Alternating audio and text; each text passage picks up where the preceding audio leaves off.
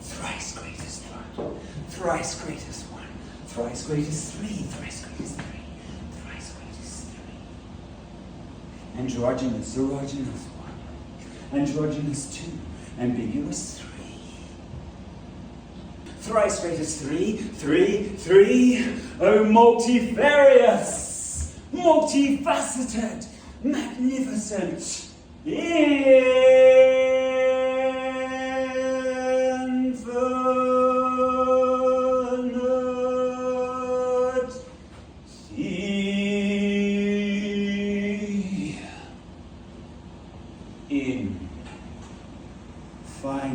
infinite me,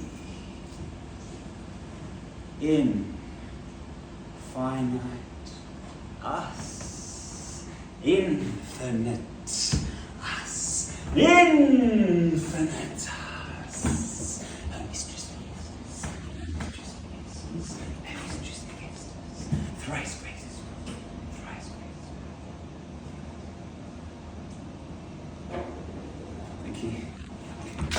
Esezezus is a new word referring to the bliss of tongues. Tongues as in language, as in langue. The French word for tongue being langue, which is the root of language.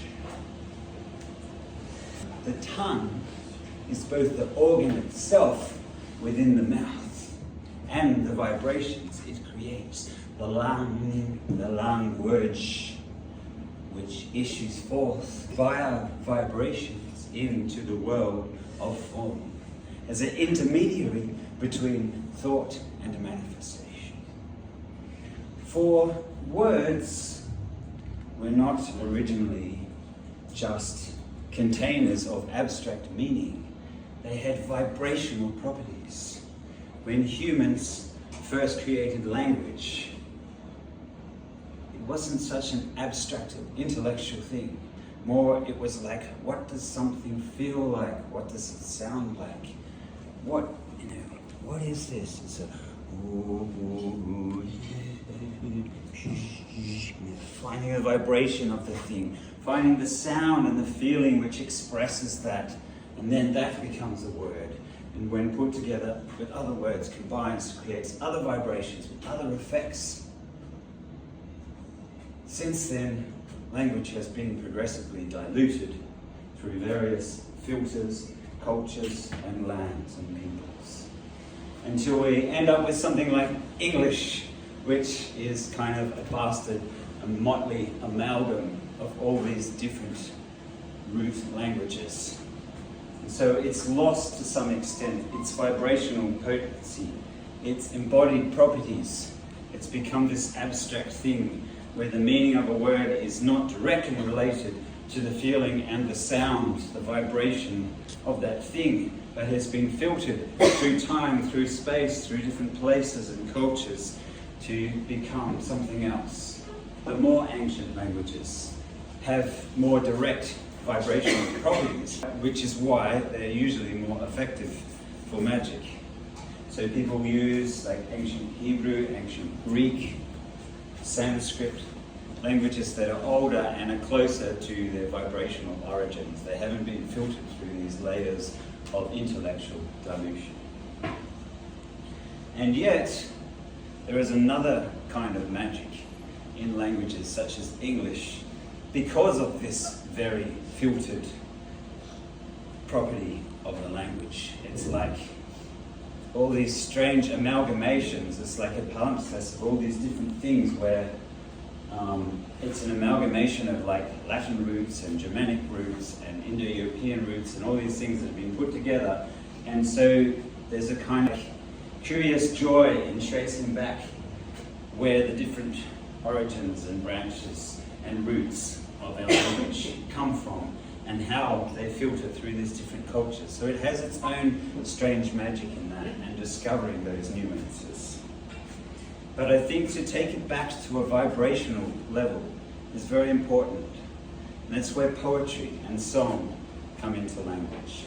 For the word written can be powerful, and it has other pictographic properties visual properties that the spoken language does not. But I think the true power of language is in the spoken word and the encountered word and the sung word.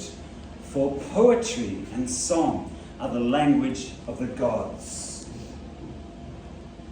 You cannot invoke, or you can, but it probably won't be effective in dry prose read from a page.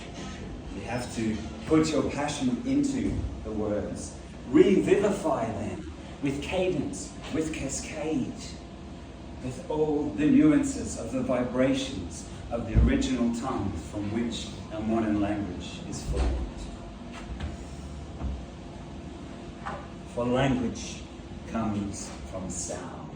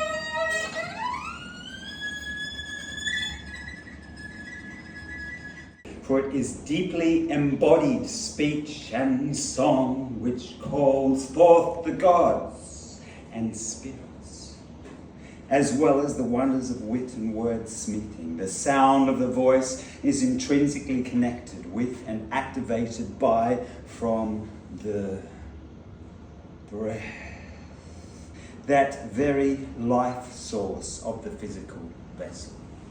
Esezezus, by definition, is the word made flesh, in a literal as much as literary sense and senses.